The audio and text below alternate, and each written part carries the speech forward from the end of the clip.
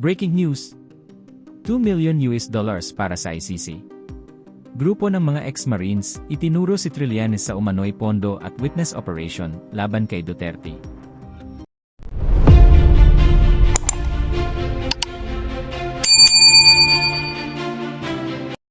Lalong umiinit ang kontrobersya kaugnay ng investigasyon ng International Criminal Court sa Pilipinas, matapos isiwalat ng grupo ng dating miyembro ng Philippine Marines ang umano'y paglipat ng milyon-milyong dolyar na pondo, na iniugnay sa ICC at kay dating Senador Sonny Trillanes. Sa isang press conference na ginanap sa Green Hills, sinabi ng counsel ng grupo ng mga ex-Marines na si Attorney Levy Baligod na may naganap umanong palitan ng $2 million o humigit kumulang 115 milyon, na sinasabing inilaan para sa pakikipag-ugnayan at pag-asikaso sa mga ICC investigators.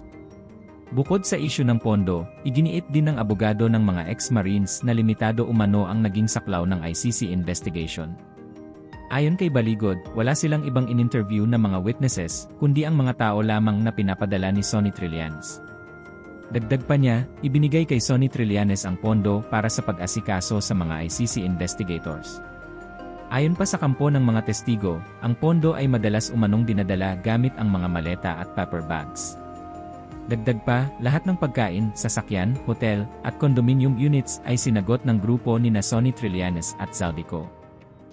Ngayon po ay merong pangalawang aspeto ng affidavit ng ating mga magigiting na Pilipino na nasa harap natin ngayon.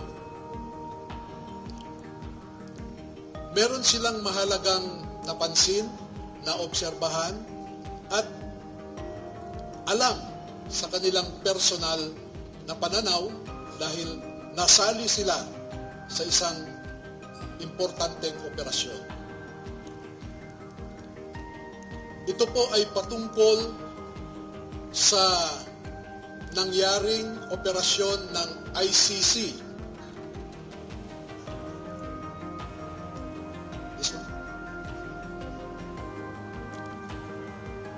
Nasangkot po or nasali ang mga sundalo natin sa ginawang operasyon ng ICC investigators sa Pilipinas.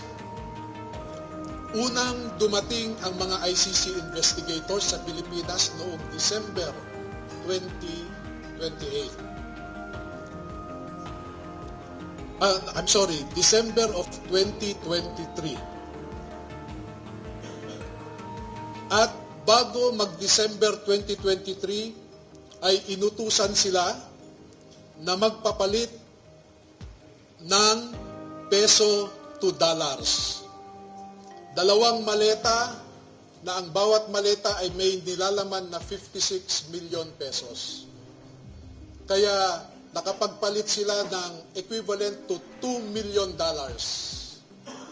At ang sabi ng mga executive assistants ni Ginoong Zaldico ay pinaghahandaan daw nila ang pagdating ng foreigners. At kalaunan ay nakilala ng mga ito na ang foreigners na binabanggit ay mga ICC investigators.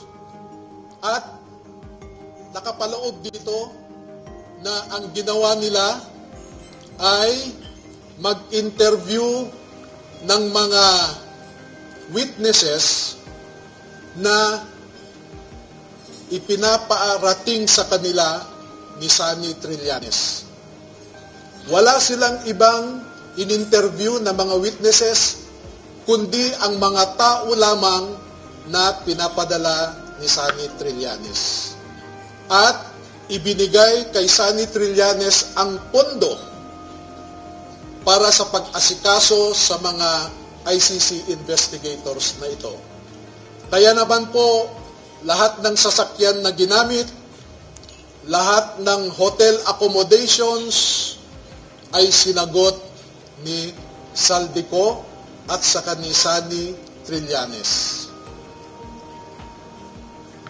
Napansin din po nila na lahat ng mga pag-interview ng ICC investigators ay sa mga pribadong lugar.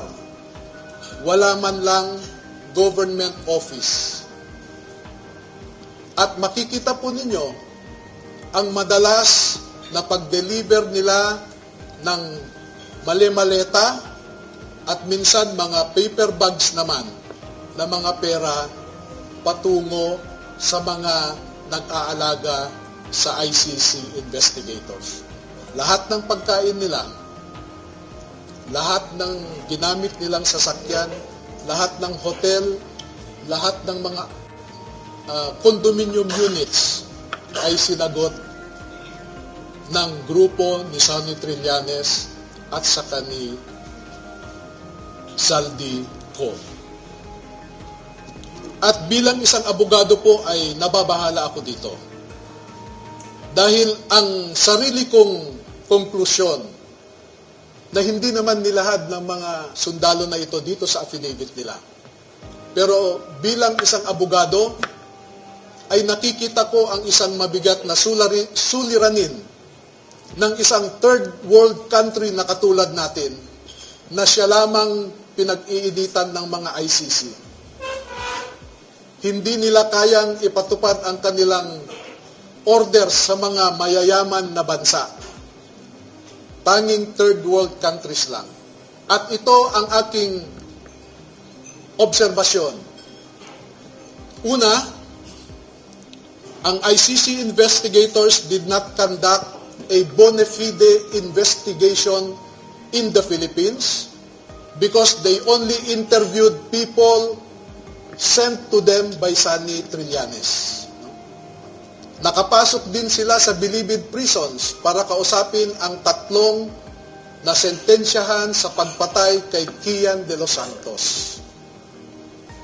Meron din silang kinausap na mga di umano ay EJK victims' families sa bahay Kalinga ni Father Flavie Villanueva.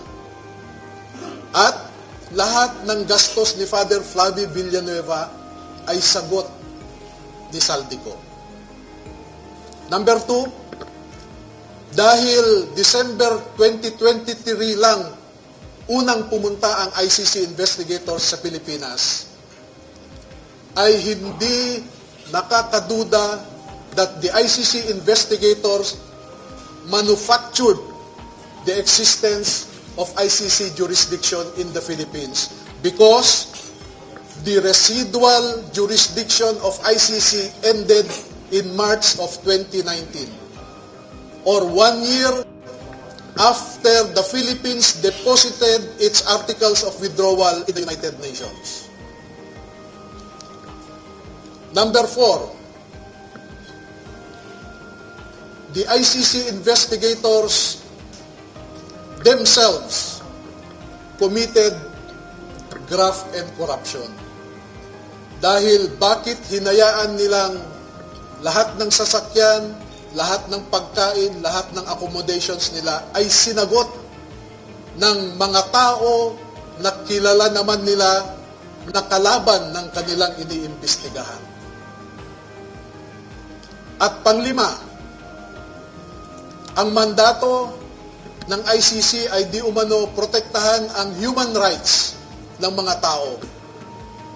Pero bakit hindi sila nagbigay o nirespeto ang human rights ng isang tao na kanilang iniimbestigahan sa pamamagitan sana ng pag-imbestiga ng mga ibang tao na hindi pinapadala ni Sonny Trillanes? So yan po ang buod ng kanilang affidavit. At una ko nang ipaalam sa inyo na bago po kami magbigay ng buong kopya sa inyong lahat, ay pahintulutan muna ninyo kami na isumite ito sa Office of the Ombudsman para makita natin kung umaandar pa ang sistema sa Office of the Ombudsman. Dahil isa ang ngayong ombudsman natin na binanggit dito sa affidavit. Pangalawa, ay magsusumiti rin kami sa ICC mismo para malaman ng ICC ang